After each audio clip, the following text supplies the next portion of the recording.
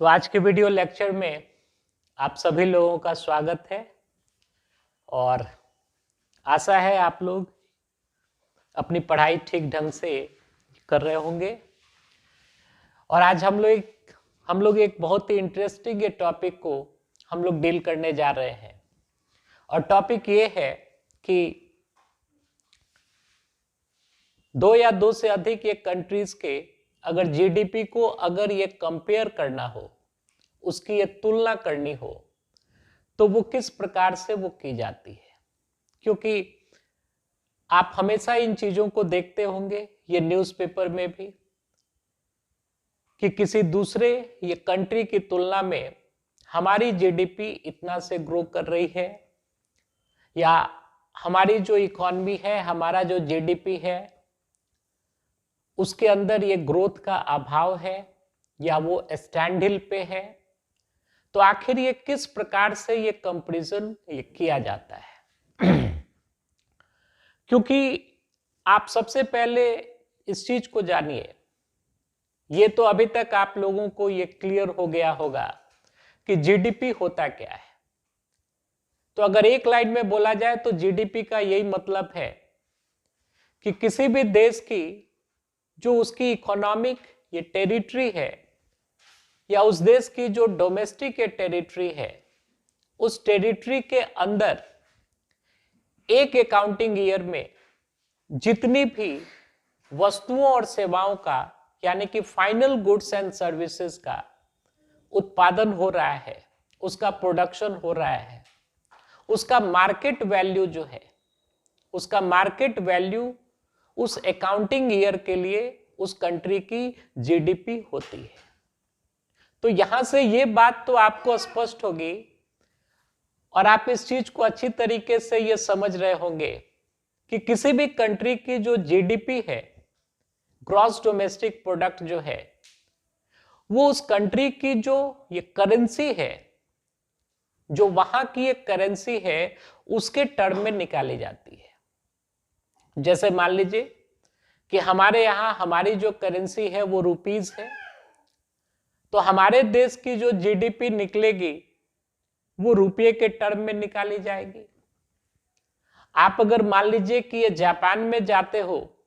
और अगर ये जापान के ये जीडीपी की अगर उसको ये कैलकुलेट वहां की जो गवर्नमेंट ये करती है, वहां की जो संस्थाएं करती हैं, तो जापान की जो ये करेंसी है येन, तो उसके अपने ये करेंसी के टर्म में वहां की जीडीपी निकलेगी। तो हमको अगर भारतवर्ष की जीडीपी और जापान की ये जीडीपी के बीच में अगर तुलना करनी हो, तो फिर वो नहीं हो पाएगा, क्योंकि हमारी जो जीडीपी है वो रुपीस के टर्म में है और जापान की जो जीडीपी है वो येन के टर्म में है, वो वहां की करेंसी के टर्म में है। अगर चाइना की जीडीपी को देखिएगा तो जो वहां की करेंसी है युआन, उसके टर्म में वहां की जीडीपी निकलेगी। तो अगर मान लीजिए कि भारतवर्ष की जीडीपी की तुलना अगर ये जापान की जीडीपी के साथ या चाइना की जीडीपी के साथ अगर करनी हो, तो ऐसा ये कैसे किया जाएगा। तो हम लोग इस टॉपिक को डील करने जा रहे हैं। तो इसका ये सबसे स्टैंडर्ड मेथड ये होता है, सबसे स्टैंडर्ड यानी कि ये तरीका ये है, दो कंट्रीज के बीच जो वहां की रेस्पेक्टिव जो जीडीपीज हैं उनको कंपेयर करने का, वो ये होता है कि उन दोनों ही कंट्रीज का जो जीडीपी का वैल्यू है उसको ये डॉलर के टर्म में हम लोग ये निकाल लेते हैं, डॉलर के टर्म में। और फिर उसके बाद से, चूंकि अब जैसे मान लीजिए कि भारतवर्ष के जो जीडीपी का वैल्यू है उसको ये डॉलर के टर्म में निकाल लिया, और जो जापान की जो जीडीपी है या चाइना की जीडीपी है उसको भी हमने ये डॉलर के टर्म में निकाल लिया। तो दोनों ही तरफ, दोनों ही कंट्रीज की तरफ यूनिट चूंकि समान हो गई, दोनों देशों की जो जीडीपी है वो डॉलर के टर्म में आ गई, तो अब हम लोग आसानी से ये कंपैरिजन कर सकते हैं इन दोनों ही इकोनॉमीज के जीडीपी को। तो ये तो एक तरीका है। अब यहां से ये बात उठती है, समझने वाली ये बात है कि जो डॉलर में जो ये कन्वर्जन किया जाता है, जैसे मान लीजिए कि भारतवर्ष का हमारी जो करेंसी है वो रुपी है, तो रुपी को डॉलर के टर्म में जो इसका ये यानी कि ये कन्वर्जन किया जाता है, इसको जो ये बदला जाता है, उसके ये दो मेथड्स होते हैं, यानी कि ये दो प्रकार से उसका ये कन्वर्जन ये किया जाता है। एक तो आपको मेथड है यूजिंग मार्केट फॉरेक्स। फॉरेक्स का मतलब हुआ कि foreign exchange, forex exchange rate.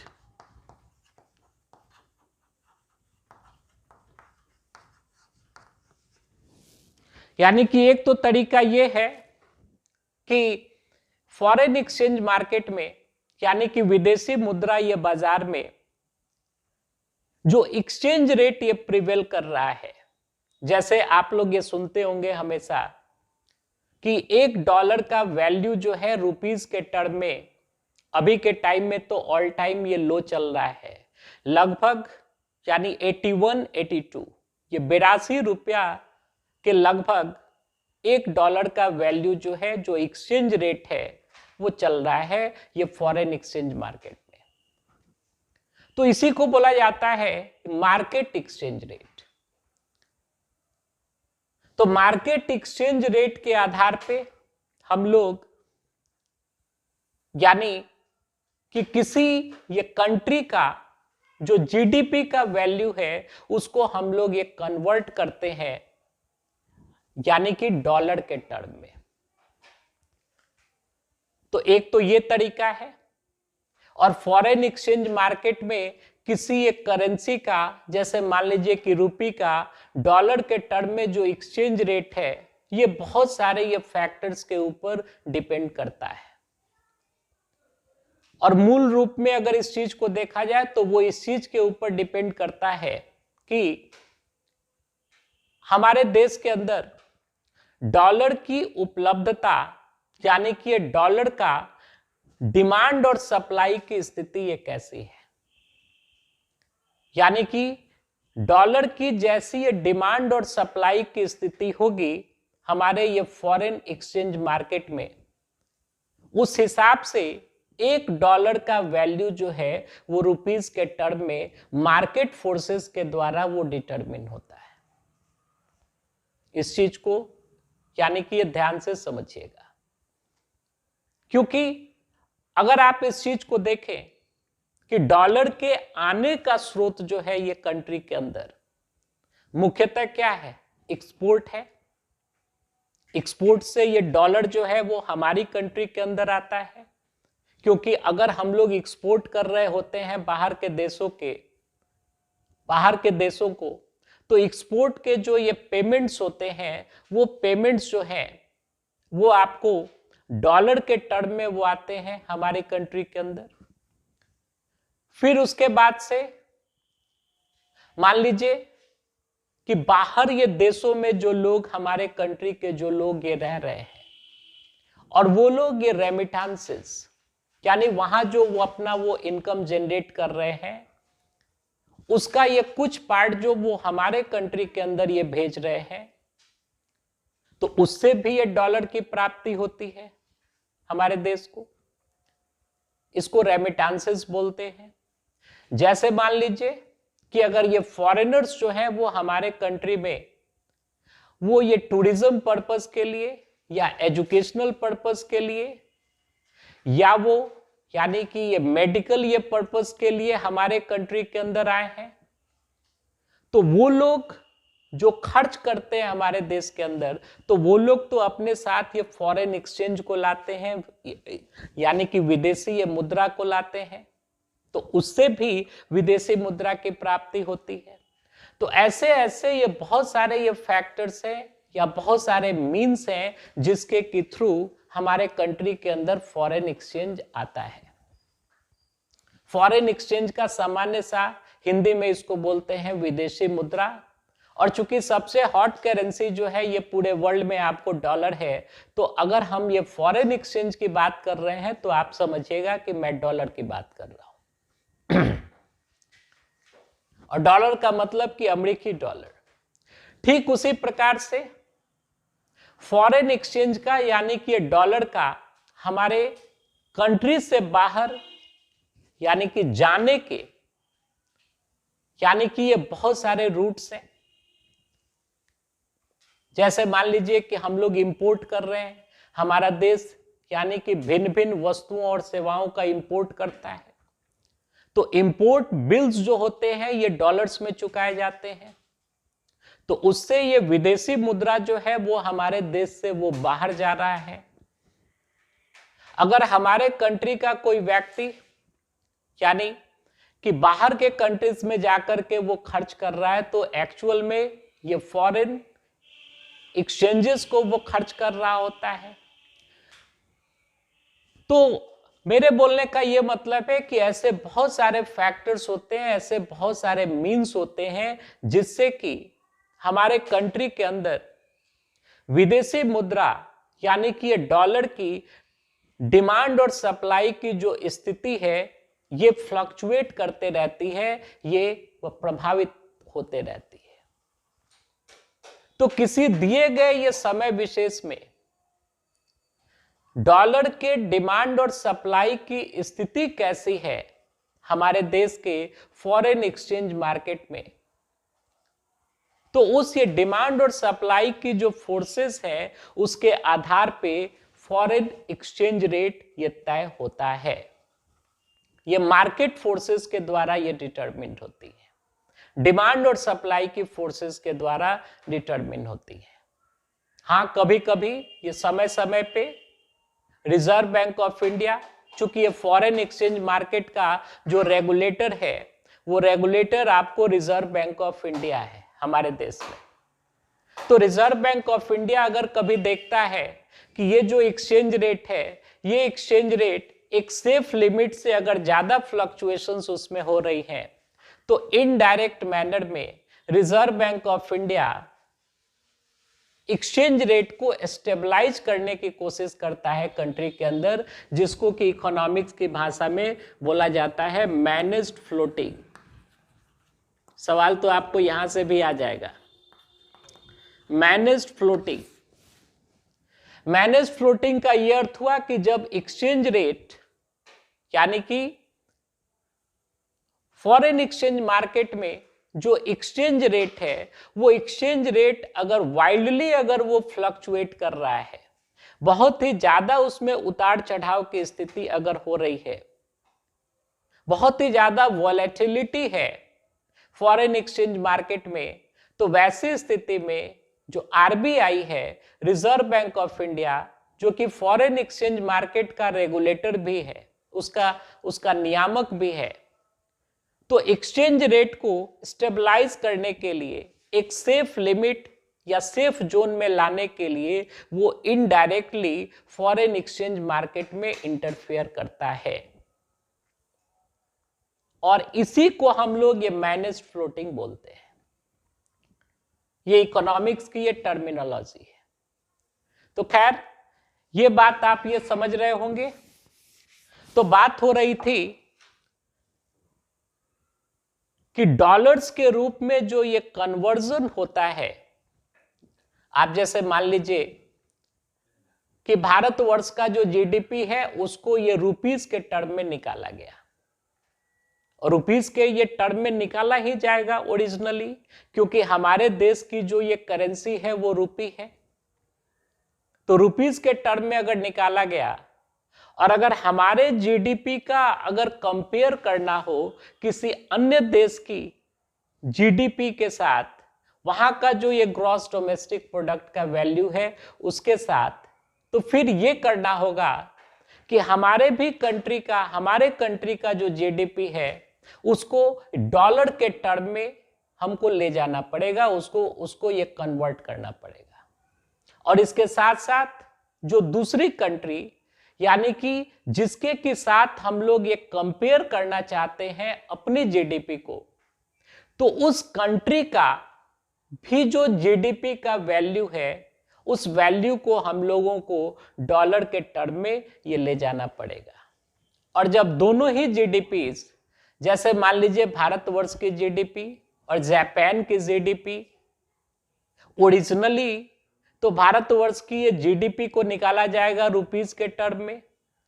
और जापान की जीडीपी को निकाला जाएगा येन के टर्म में, जो कि वहां की करेंसी है। तो इन दोनों जीडीपीज को हम जब ये डॉलर के टर्म में ले जाएंगे तो दोनों ही साइड में चूंकि यूनिट से समान हो गई, यानी हमारी भी जीडीपी वो डॉलर के टर्म में आ गई और जापान की भी जो जीडीपी है ये डॉलर के टर्म में आ गई, तो अब ये कंपैरिजन जो है वो किया जा सकता है और ऐसे ही ये कंपेयर किया जाता है। तो इसके बाद से अब ये बात उठ रही थी कि किसी भी देश की जो जीडीपी है, जैसे कि भारतवर्ष के अगर जीडीपी की बात करें,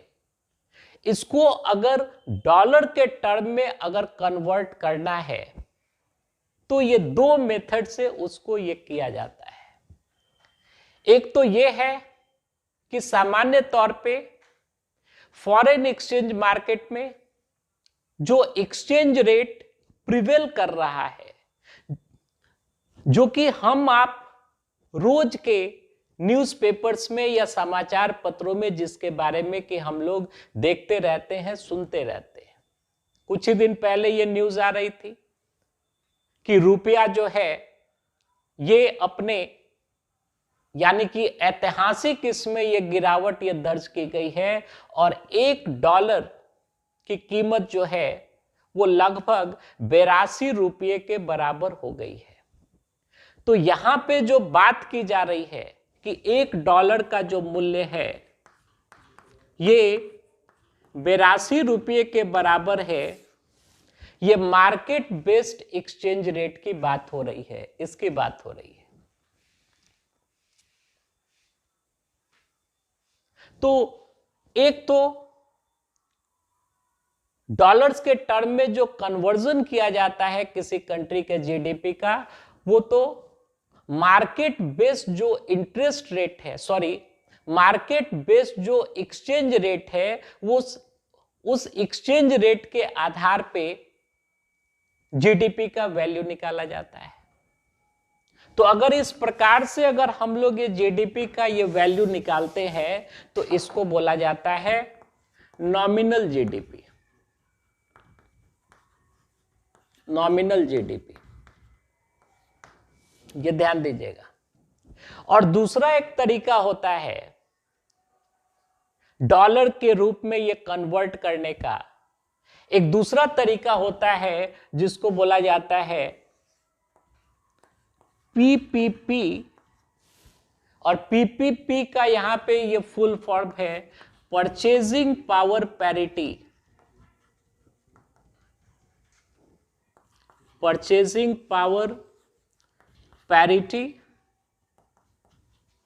एक्सचेंज रेट।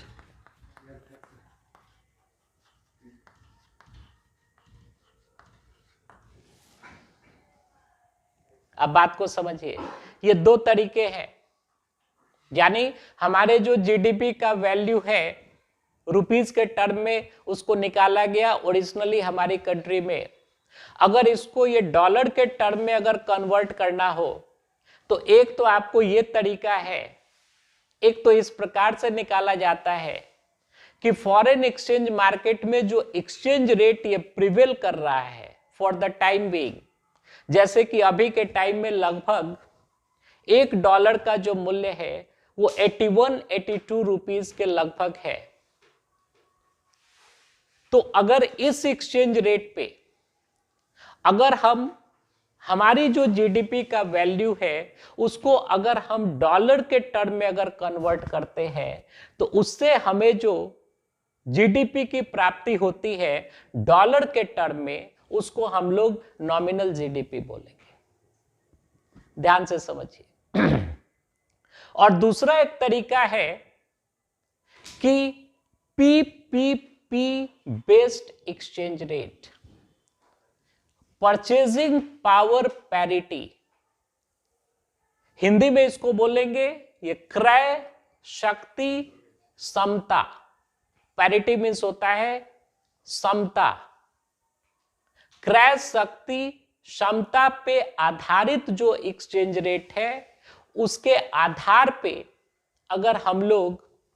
जीडीपी को डॉलर के टर्म में अगर ये कन्वर्ट कर रहे हैं, तो इसका ये मतलब हुआ कि जीडीपी का जो वैल्यू है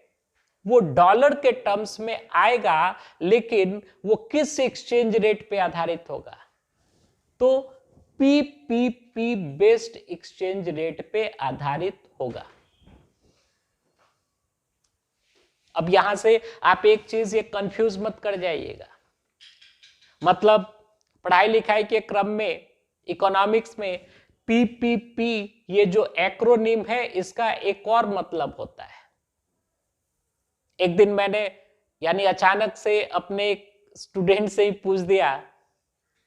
कि पीपीपी का फुल फॉर्म बताओ, तो वो यानी ऑल ऑफ सडन वो बोल पड़ा कि ये पब्लिक प्राइवेट पार्टनरशिप। बात सही है, ये भी सही है, यानी कि ये पीपीपी जो एक्रोनिम है उसका ये full form public private partnership भी होता है।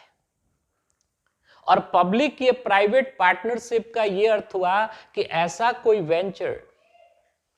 जिस वेंचर में गवर्नमेंट सेक्टर भी इन्वॉल्व है, यानी कि ये पब्लिक सेक्टर भी इन्वॉल्व है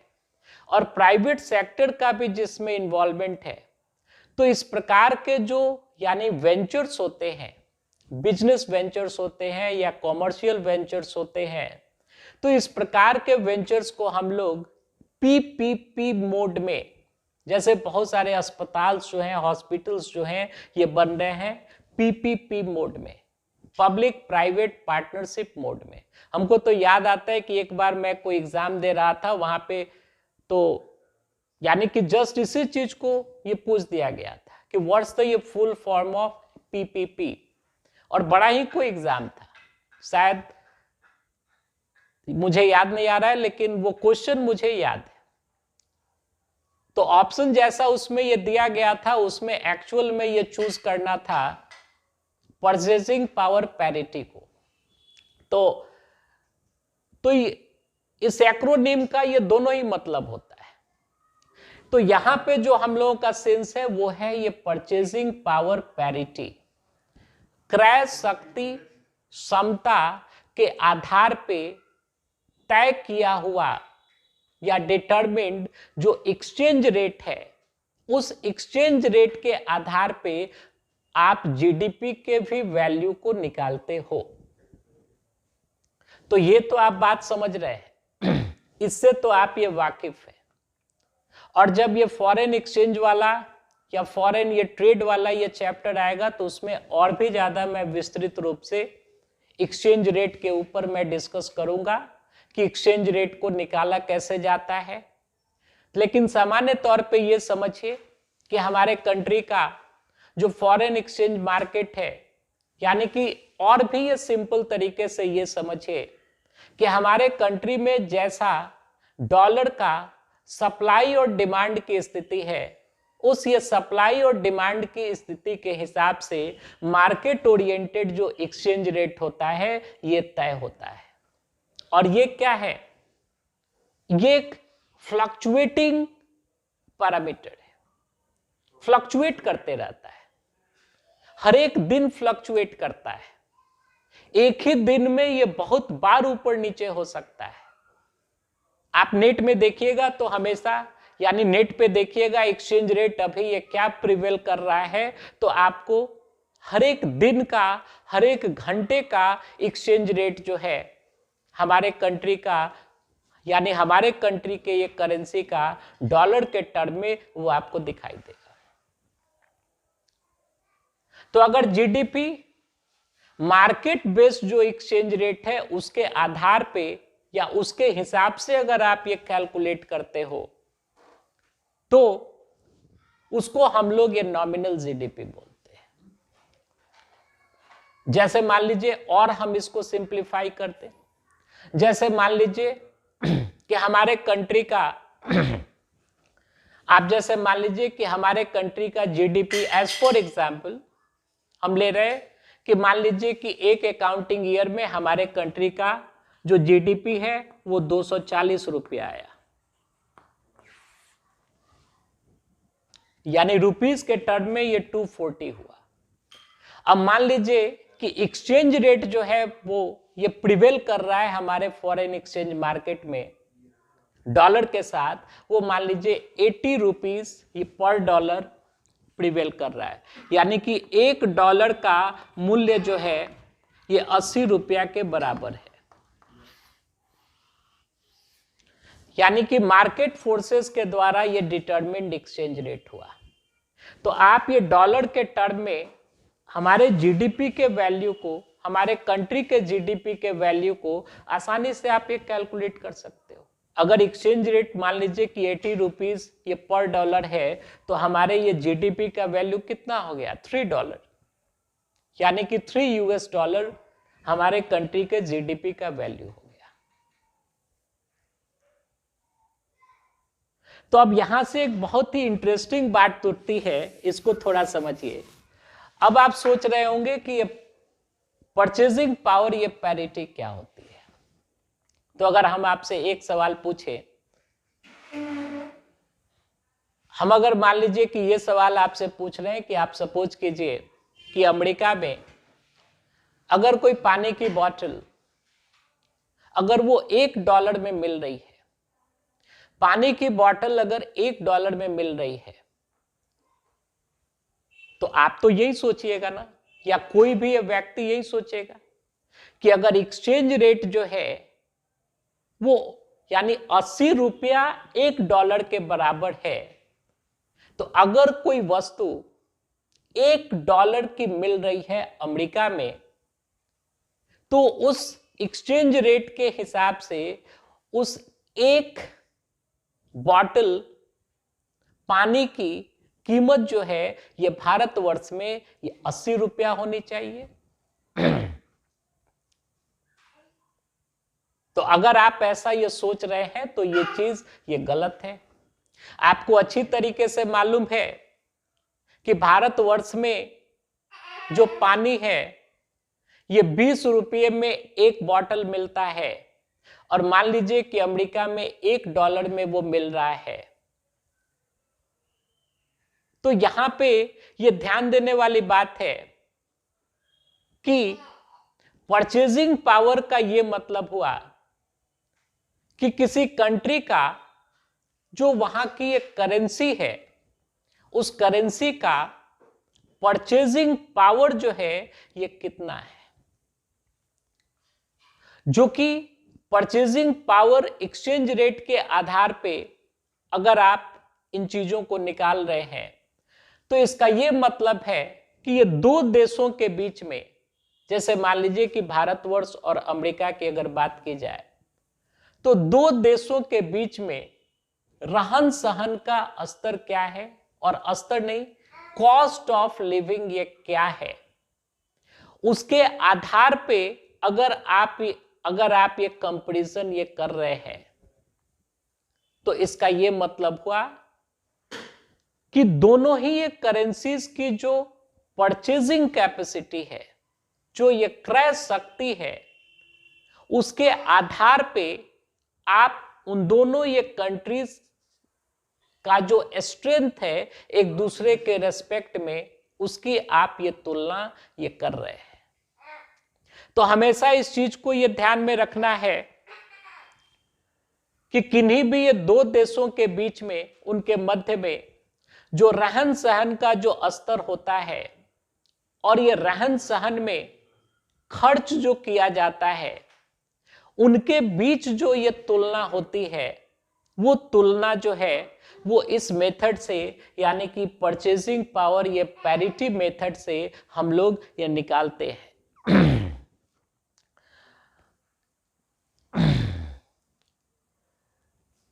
दूसरी एक चीज को याद रखना है कि इस मेथड का इस्तेमाल केवल उन्हीं उत्पादों के ऊपर या उन्हीं ये प्रोडक्ट्स के ऊपर किया जाता है जो प्रोडक्ट्स उन दोनों ही ये कंट्रीज में, यानी कि हम जिन भी ये कंट्रीज की तुलना कर रहे हैं उन दोनों ही ये कंट्रीज में वहां पे इंडिजिनियसली प्रोड्यूस्ड हो रही हो, यानी कि दोनों ही कंट्रीज में उस वस्तु का उत्पादन हो रहा हो। अगर वस्तु का आयात किया गया है, यानी अगर उसको इंपोर्ट किया गया है, तो इंपोर्टेड ये गुड्स के मामले में परचेजिंग पावर पैरिटी के आधार पे तुलना नहीं की जाती है। तो सामान्य रूप से आप इसका अर्थ समझिए कि परचेजिंग पावर यानी कि किसी भी करेंसी का जो परचेजिंग पावर है, जैसे मान लीजिए कि रुपीस है, हमारे देश की करेंसी है, इसके ये परचेजिंग पावर का यही अर्थ हुआ कि हमारी जो मुद्रा है यानी हमारी जो ये करेंसी है, उस करेंसी की एक निश्चित राशि यानी जैसे मान लीजिए कि ये 100 रुपया हुआ, अगर हम ये 100 रुपया ले रहे हैं तो उस करेंसी की जो निश्चित आपको राशि है, उस निश्चित राशि से कितनी मात्रा में गुड्स और सर्विसेज को खरीदा जा सकता है उस इकोनॉमी में। अब यहां पे एक बहुत ही इंपॉर्टेंट बात हम लोगों को ये समझनी है कि अभी अभी हमने ये पानी के बॉटल का एग्जाम्पल हमने आपको दिया था। जैसे मान लीजिए कि अमेरिका और भारतवर्ष की जो करेंसीज हैं उनका ये परचेजिंग पावर के आधार पे अगर हमको ये तुलना करनी हो तो फिर यहां पे इक्वेशन ये चेंज हो जाएगा। कैसे चेंज होगा? तो अभी अभी हमने बोला, या आप भी जानते होंगे, अभी के भी टाइम में फॉरेन एक्सचेंज मार्केट में जो एक्सचेंज रेट रुपी का चल रहा है डॉलर के साथ, ये लगभग 81-82 रुपीस के लगभग में चल रहा है। यानी कि $1 का जो मूल्य है वो यानी 81 या 82 रुपया है। तो अगर मान लीजिए कि कोई व्यक्ति अगर $1 में, ये अमेरिका में अगर पानी की बोतल को खरीद रहा है, तो जो ये प्रिवेलिंग मार्केट एक्सचेंज रेट है उसके हिसाब से अगर देखा जाए तो वो जो ये पानी की बोतल है ये भारतवर्ष में वो 80 या 81 या 82 रुपए में मिलनी चाहिए। जो भी एक्सचेंज रेट है उसके हिसाब से ये मिलनी चाहिए। लेकिन आप लोग अच्छी तरीके से जानते हैं, हम लोग अच्छी तरीके से जानते हैं कि ऐसा होता है नहीं। भारतवर्ष में उसी एक पानी के बोतल का जो मूल्य है वो हमारी करेंसी के टर्म में वो लगभग ये 20 रुपये के बराबर है। तो इसका ये मतलब हुआ, यानी कि इस लॉजिक के आधार पे, इस ये कॉन्सेप्ट के आधार पे इसका ये मतलब हुआ कि अगर परचेजिंग पावर की बात की जाए तो $1 का जो मूल्य है ये 20 रुपये के बराबर हुआ। मार्केट एक्सचेंज रेट के हिसाब से नहीं, परचेजिंग पावर के हिसाब से $1 का मूल्य जो है ये 20 रुपये के बराबर हुआ। दूसरे रूप में इसका यह अर्थ हुआ कि $1 हो या 20 रुपया हो, मतलब $1 हो या 20 रुपया हो, इन दोनों से ही हम समान मात्रा में गुड्स एंड सर्विसेज को हम लोग ये परचेज ये कर सकते हैं। यानी कि अगर हम लोग अमेरिका जाएं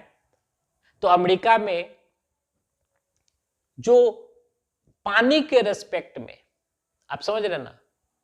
यानी कि किसी एक कॉमोडिटी के रेस्पेक्ट में, किसी एक गुड या सर्विस के रेस्पेक्ट में $1 की जो ये कीमत है ये 20 रुपया के ये बराबर हुई। ये एग्जाम्पल के तौर पे हम लोगों ने देखा। तो इस तरीके से इसी को ये परचेजिंग पावर बोलते हैं। और इस तरीके से दो देशों की जो मुद्राएं होती हैं, जो वहां की ये करेंसीज है, उन करेंसीज की क्रय शक्ति को यानी कि परचेजिंग पावर को की तुलना जो है वो एक दूसरे के साथ ये की जाती है, और उन दोनों देशों में रहने का जो ये खर्च है या जो वहां का लिविंग कॉस्ट है, उस लिविंग कॉस्ट की एक गणना जो है वो की जाती है। Purchasing power parity exchange rate आपको यही हुआ। अब इसमें आप इस चीज को समझिए कि परचेजिंग पावर पैरिटी से संबंधित जो इंडेक्स होता है, जो सूचकांक होता है, यह सूचकांक वर्ल्ड बैंक के द्वारा जारी किया जाता है, और वर्ल्ड बैंक के द्वारा यह डिसाइड किया जाता है, यानी उसको हम लोग बोलते हैं इकोनॉमिक्स के टर्म में कि ए बास्केट ऑफ गुड्स, यानी कि भिन्न भिन्न देशों में वर्ल्ड बैंक इस चीज को यह तय करती है कि जो बहुत ही इसेंशियल ये कमोडिटीज हैं या सर्विसेज हैं, यानी कि बहुत ही जो आवश्यक वस्तुओं और सेवाओं का एक बास्केट ये तैयार किया जाता है, और बास्केट का ये अर्थ हुआ कि उन सारे ये वस्तुओं को एक जगह ये कलेक्टिव रूप में ये रखते हैं, मतलब फिजिकली नहीं बल्कि उनकी एक सूची ये बनाई जाती है, और फिर उसके आधार पे ये देखा जाता है कि विभिन्न देशों में उस बास्केट की एक कीमत, और बास्केट का ये मतलब हुआ जैसे मान लीजिए कि वर्ल्ड बैंक ने 5 वस्तुओं का एक मतलब बास्केट ये तैयार किया। जैसे मान लीजिए उसमें ये वीट को रखा, वीट, राइस को रखा, मान लीजिए कि शुगर को रखा, और मान लीजिए कि पल्सेस को रखा, और टी को रखा, सपोज कीजिए, यानी एज फॉर एग्जाम्पल 5 गुड्स का उसने ये बास्केट तैयार किया, ये वर्ल्ड बैंक ने, और इसकी एक निश्चित ये क्वांटिटी उसने ये तय की, यानी कि उसने, वो लोग इन सारे चीजों का आकलन करते हैं बहुत ही साइंटिफिक और ये रैशनलिस्टिक मैनर में। उन लोगों ने ये क्वांटिटी फिक्स कर दी कि जैसे मान लीजिए कि 200 ग्राम ये वीट है, राइस को मान लीजिए कि 100 ग्राम लिया, शुगर को मान लीजिए 50 ग्राम लिया, तो वैसे वैसे इन 5 ये गुड्स का क्वांटिटी भी उन लोगों ने फिक्स कर लिया, और इन सारे गुड्स को वर्ल्ड बैंक ये मानती है कि ये जो 5 गुड्स हैं, यहां हम एग्जाम्पल के तौर पे इसको दे रहे हैं,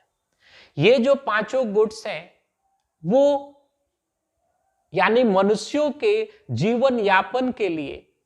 मतलब एक हेल्दी लाइफ को जीने के लिए और एक डिग्निफाइड लाइफ को जीने के लिए इस क्वांटिटी में ये 5 वस्तुएं जो हैं ये आवश्यक है। तो इसी को बोला जाएगा क्या, basket of goods.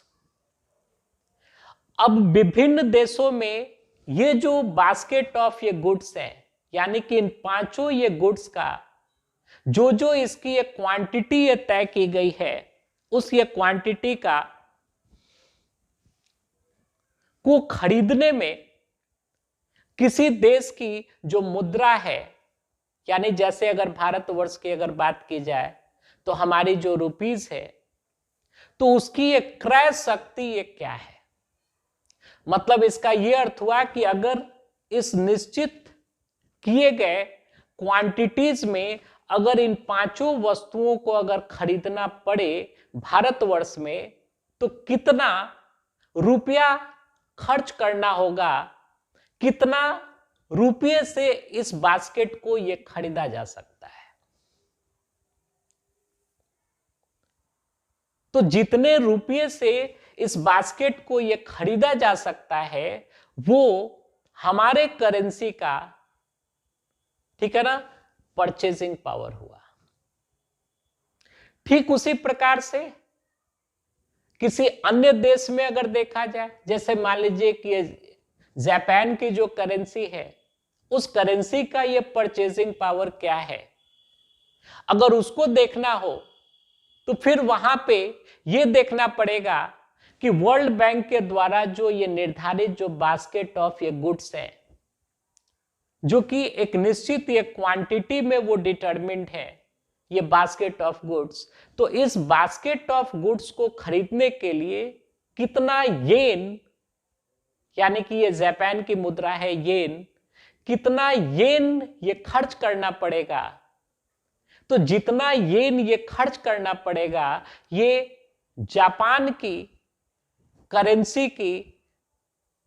Purchasing power हुआ, ये वहां की करेंसी की क्रय शक्ति हुई। और इस प्रकार से सारे देशों की जो मुद्राएं हैं, उन मुद्राओं की, उन ये करेंसीज की जो परचेजिंग पावर है, उस परचेजिंग पावर को ये डॉलर के टर्म में निकाल लिया जाता है और उसके बाद से डॉलर की ये तुलना में उसको ये प्रदर्शित किया जाता है। और इस प्रकार से परचेजिंग पावर पैरिटी के आधार पे कंपैरिजन किया जाता है किसी भी कंट्री के ये जीडीपी का। मतलब आप यहां से ये समझिए, यानी अगर इसको, हो सकता है कि आप थोड़ा ये कंफ्यूज कर रहे हो, तो मैं आपको बता दूं, बहुत ही सिंपल मैनर में इसको समझिए कि अगर किसी कंट्री की जीडीपी को अगर कैलकुलेट किया गया, आप समझिए, तो जीडीपी को हमेशा जो है वो हमेशा ये कैलकुलेट किया जाएगा जो वहां की उस कंट्री की जो डोमेस्टिक ये करेंसी है उसके टर्म में। इतना तो आप समझ रहे हैं। जैसे कि अगर भारतवर्ष की जीडीपी को कैलकुलेट करना है तो वो रुपीस के टर्म में वो कैलकुलेट होगा। अब अगर मान लीजिए कि भारतवर्ष के जीडीपी को अगर हमें ये कंपेयर करना है जापान के जीडीपी के साथ, तो जापान की जो जीडीपी है वो जापान की जीडीपी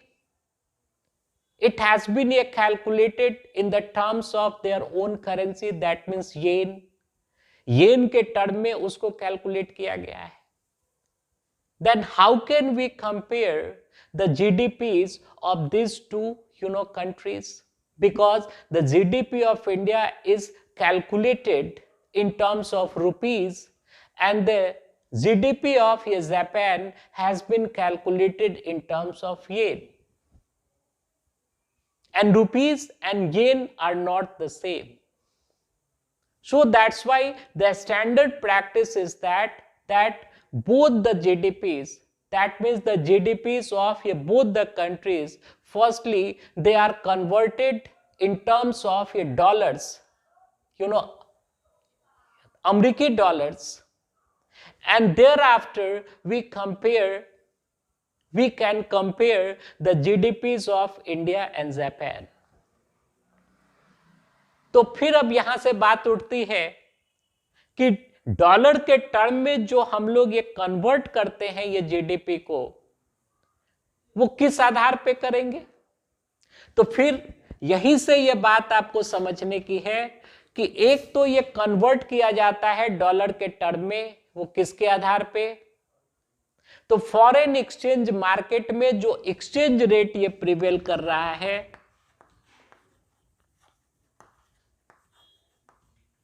जो एक्सचेंज रेट ये प्रिवेल कर रहा है फॉरेन एक्सचेंज मार्केट में, उसके टर्म में ये कन्वर्ट किया जाता है। जैसे मान लीजिए शुरू से हम यानी बोलते आ रहे, आप लोग भी हमेशा सुनते होंगे कि $1 का मूल्य 81 रुपया हो गया। ये जो है ये मार्केट बेस्ड एक्सचेंज रेट है। तो अगर इस एक्सचेंज रेट के हिसाब से अगर आप जीडीपी का वैल्यू निकाल रहे हो डॉलर के टर्म में, तो इसको बोला जाता है नॉमिनल जीडीपी।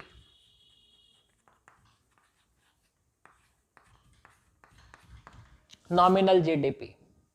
और दूसरा एक तरीका है, उसको बोलते हैं PPP, purchasing power parity based exchange rate.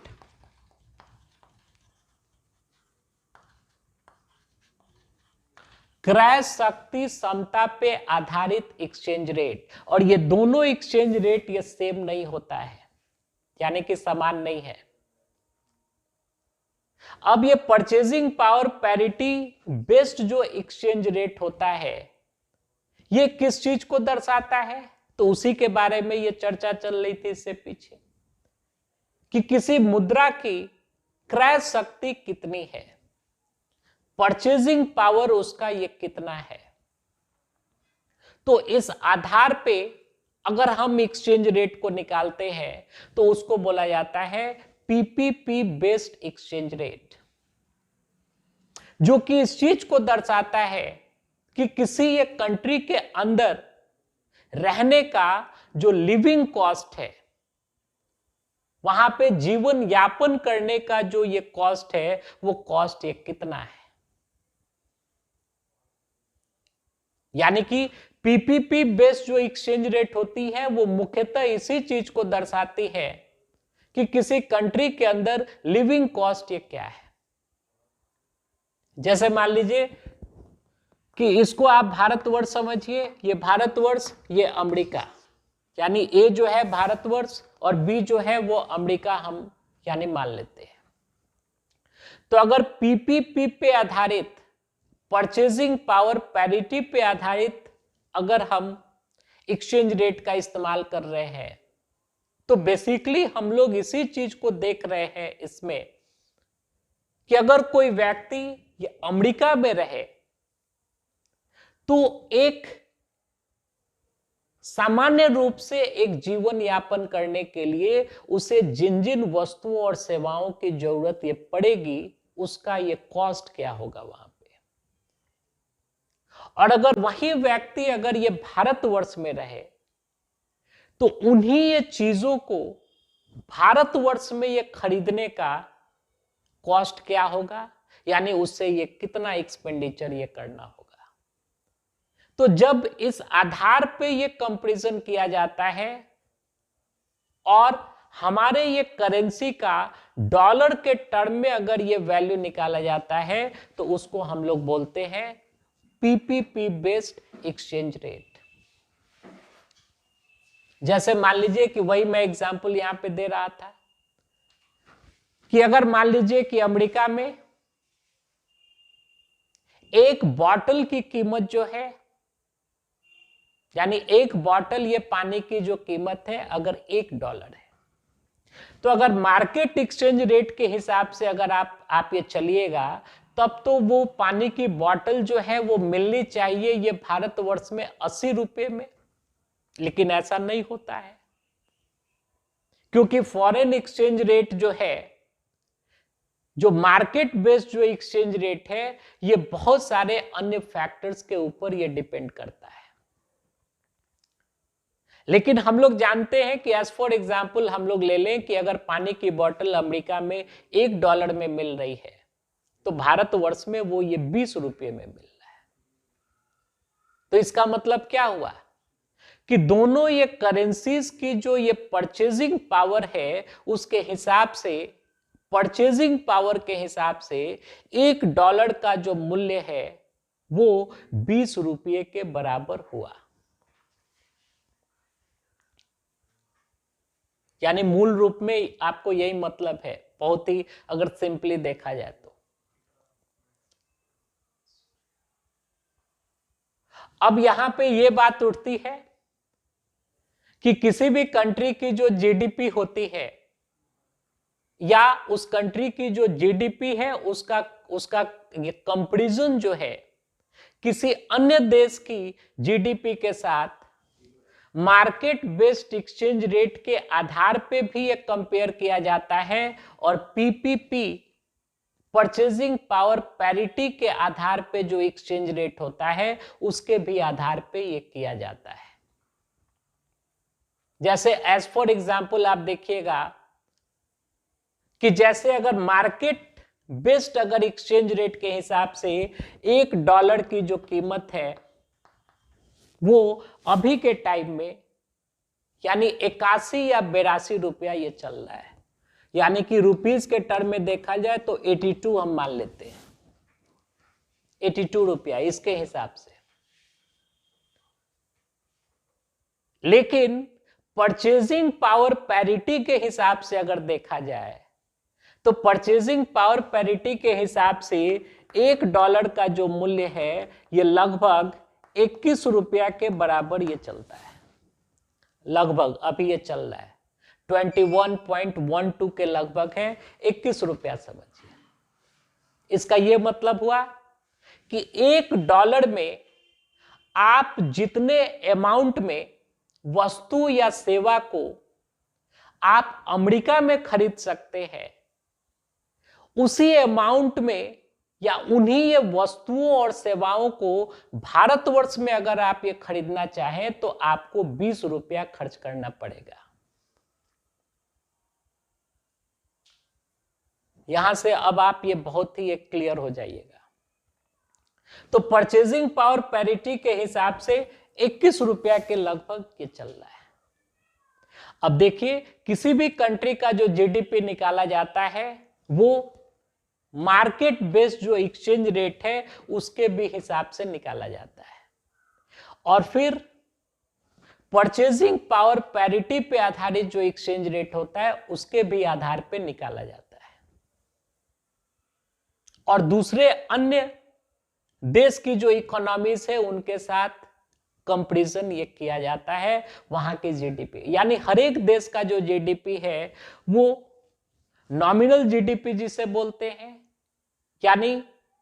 कि मार्केट बेस्ड जो एक्सचेंज रेट है डॉलर का रुपी के टर्म में, उसके भी आधार पे निकाला जाता है। और अगर इस हिसाब से देखिएगा तो हम लोगों की जो इकोनॉमी है वो लगभग 3.5 ट्रिलियन अमेरिकी डॉलर इतने साइज की इकोनॉमी है। अगले क्लास में हम एग्जैक्टली ये फिगर को भी हम आपको बता देंगे। और परचेजिंग पावर पैरिटी के हिसाब से अगर देखा जाए तो हमारी जो इकोनॉमी है, यानी हमारी जो अर्थव्यवस्था है, उसके जीडीपी का जो साइज है वो साइज लगभग ये 11 ट्रिलियन यूएस डॉलर के बराबर है। आप यहां से समझ सकते हैं 4 गुना का लगभग अंतर है। यानी आप लोग सुनते होंगे, प्रधानमंत्री जी भी बोलते हैं, दूसरे अन्य लोग भी बोलते हैं कि भारतवर्ष की जो अर्थव्यवस्था है बहुत ही जल्दी 5 ट्रिलियन डॉलर की इकोनॉमी हो जाएगी हमारी। तो basically they are talking about the size of the GDP in the terms of the US dollar based on the market exchange rate. That means they are talking about the nominal GDP. But so far as the PPP based exchange rate is concerned, we have already crossed the 5 billion mark. यानी हम लोग ये पहले ही 5 billion mark को ये trillion mark को हम लोग ये क्रॉस कर चुके हैं। लगभग 11 ट्रिलियन यूएस डॉलर के साइज के बराबर हमारी इकोनॉमी है, लेकिन वो पीपीपी पे आधारित है, परचेजिंग पावर पैरिटी पे आधारित है। अब इससे संबंधित कुछ जो यानी इस पे और जो ये चीजें हैं, कुछ इंपॉर्टेंट ये डाटा है, उन सारे चीजों को ये नेक्स्ट क्लास में हम शेयर करेंगे। वीडियो कुछ लंबा हो चला है, और इसके बाद ये धीरे धीरे ये पॉलिटी, ज्योग्राफी, हर एक चीज स्टार्ट होगा। और मूल रूप से बात यही है, एज आई से you in A repetitive manner, repeatedly, I always say you that you must respect your time. Time का रेस्पेक्ट करना बहुत ही जरूरी है, because it is the only thing over which you have your control. Not control, that means ये control not in the absolute sense, rather you have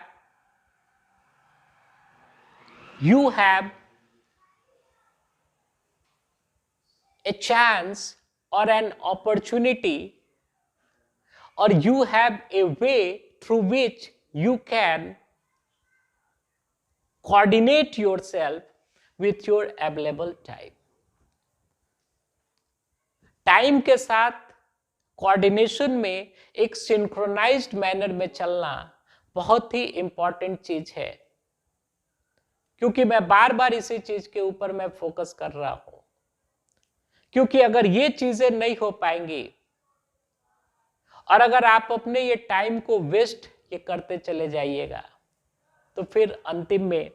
सारी चीजें ये धड़ी की धड़ी रह जाएंगी,